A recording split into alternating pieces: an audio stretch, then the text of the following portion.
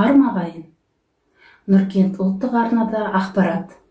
Студияда Назира Бейсебек, сурда аудармашы Мөлдір Кегенбекова. Алдымен аңдатпа. Жарнамадан кейін көретіндеріңіз. Оқу ісі жөніндегі орынбасар Қайнар Қуанышұлының қуанышының себебі неде? Сіздермен бірге анықтайтын боламыз. Солтүстік өңірде ауа райы енді өзгере ма? Өзгеретін болса, оған себепкер кім? Осы сұрақ төңірегінде жауап іздейтін боламыз. Аптапта өтетін апталықтың ауқымы қандай? Осы және өзге де жаңалықтарды бүгін сіздермен бөлісетін боламыз.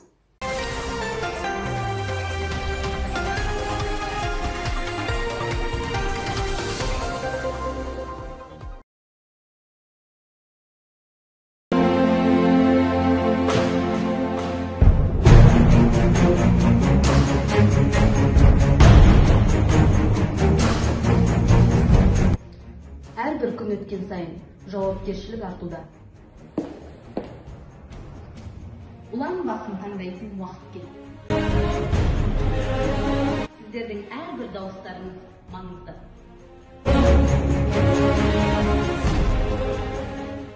Өздеріңіз байқағандай, оқу жылдың басында оқу жөніндегі орынбасары Қайнар Қуанышұлының езуінен күлкі жиылмай, қуанышында шек жоқ екені тайға таңба басқандай көрініп тұр.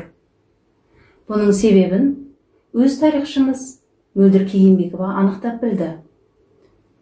Жаста болса іскер, бүгінгі заманның білімді жастары қатарынан ойып орын алған Қайнар Қуанышұлы еліміздегі мектептердің өзекті мәселесіне айналған НОБД мен күнделік кезетін қыркүйек айының 5-ші жұлдызында тәмамдап тасталғаны анықталды. Үйренуден жалықпайтын, үйретуге бейім тұратын Қайнардың бұл ісінен өз ісінің кәсіби маман екенін аңғарамыз. Кәсіби маман демекші, өз кәсіптестерінің күндіз күлкіден, түнде ұйқыдан айырған Қайнардың алдағы уақыттағы жоспары не екен? Сұрақ қойылды. Жауап іздеу сіздерден. Бұлай топшылауымыздың себебі де бар. НОБД мен күнделік кезеті бітісімен Қуанышұлы кіріспетеске бет бұрды. Қашықтан оқыту кезінде кіріспетестің қаншалықты қажет екені өз басым топшылай алмадым. Дегенмен де әріптесіміздің айтқанын қолдап, жаппай платформалардың көмегімен тест алуға көштік. Қазақта ұлым дейтін ел болмаса, елім дейтін ер қайдан болсын деген емес пе? Осыдан түйетін ой, мектебімізде Қайнардай жалынды жастарымыз көп болсын. Лайым солай болмақ. Хабарымыздың басында айтқандай, мектептің солтүстік өңірі атанып кеткен тұсы. Тоқтаңыздар, солтүстік мұзды өңірі десек те артық болмас. Картаға еш қатысы жоқ.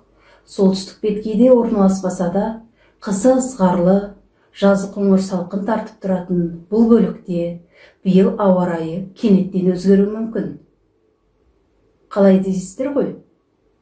Мектеп басшысы Тоқтарбекова Гүлназ Құсманқызы осы өңірді өзгерту үшін бар күш-жігерін салып, ауданға сұраныс беріп, балаларымыздың болашағы үшін арнайы жаңа технологиялармен жабдықталған IT кабинетін жабдықтатты. Осы мәселе төңірегінде әріптесім Мұстафаева Сәуле таратып айтсын. Елбасымыз үшінші жаңғыруы жаһандық бәсекеге қабілеттілік атты жолдауында цифрлық Қазақстан кешенді бағдарламасын қабылдауды жүктеді.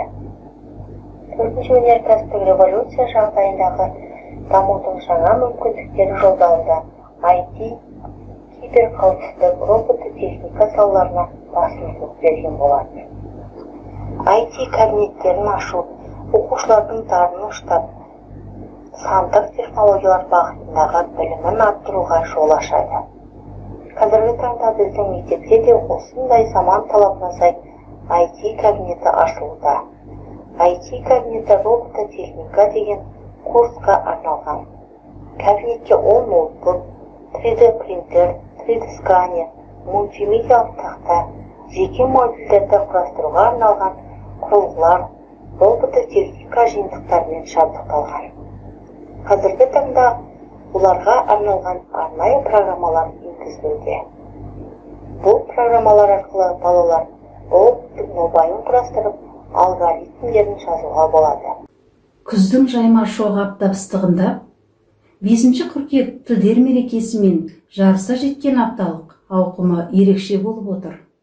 Осы және өзге де ақпараттар жайында бірлестік жетекшіміз Әсел Сағынбаева таратып айтады. Әсел, сөз кезегі өзіңде. Тәуелсіз елді айрандай үйтіп отырған мемлекеттік тіл. Саяси тұрақтылықтың да негізгі кілті. Ұлт ұстазы, тіл атасы Ахмет Байтұрсыновтың туған күніне орай Қазақстан Республикасының тілдер мерекесі 22 қыркүйектен 5 қыркүйекке ауыстырылды. Осыған орай дәстүрлі мектепшілік тілдер айлығы, ғылым және қоғам бірлестігінің пән апталығы алдымыздағы аптаның 1 күні 14 қыркүйекте басталмақшы. Баршаңызды Қазақстан Республикасының тілдер мерекесімен құттықтаймын.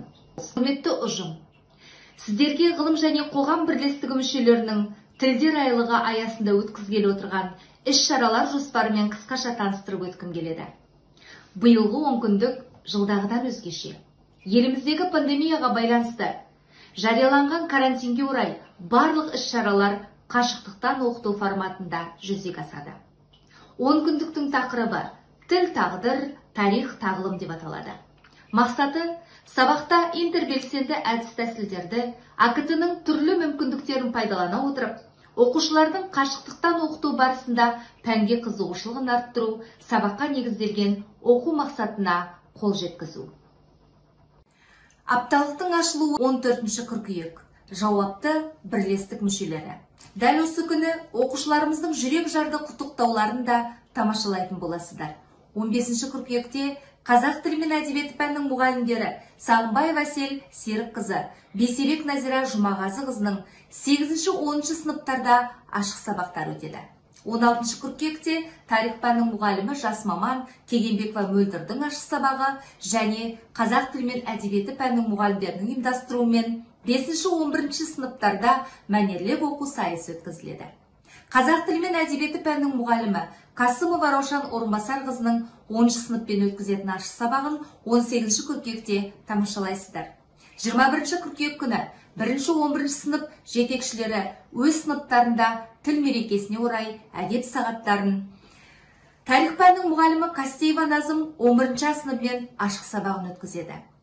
22 қыркүйек тарих пәнінің мұғалімдердің ұйымдастыруымен үстіміздегі жылы туғанына 1150 жыл толып отырған әлемнің екінші ұстазы, ақын әрі ғалым Әл-Фарабидің шығармашылығына байланысты 7-11 сыныптар аралығында сайыс сабақ өтеді. Қазақ тілі мен әдебиеті пәнінің мұғалімі Мұстафаева Сәуле Тұрарханқызының ашық сабағы 22 қыркүйекте. 10 күндіктің жабылуы қашықтық форматында өткізілмекші. Оған жауапты тарих пәнінің мұғалімі, мектебіміздің педагог ұйымдастырушысы Байжұмаева Фариза Ерболқызы. Сондай-ақ 10 күндік барысында тіл туралы жазған ақын жазушылар шығармашылығынан көркемсөз шеберлерінің жыр эстафетасы ұжым мүшелерінің арасында ұйымдастырылады. Оған кез келгендеріңіз дайын болыңыздар. Бұдан өзге, мектебіміздің қазақ, орыс, ағылшын тілі пәні мұғалімдерінің ұйымдастыруымен сыныптан тыс іс-шаралар, сурет, эссе, мәнерлеп оқу байқаулары өткізілетін болады. Аталмыш іс-шараның өз деңгейінде өтуіне ат салысып отырған бүгінгі күннің қаһарман қыздарымен таныс болыңыздар.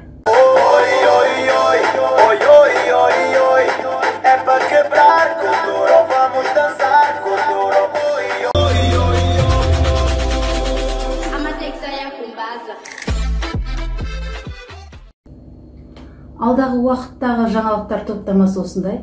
Сіздермен студияда бірге болған мен Назира Бейсебек. Жақсы күнде жолыққанша аман болайық.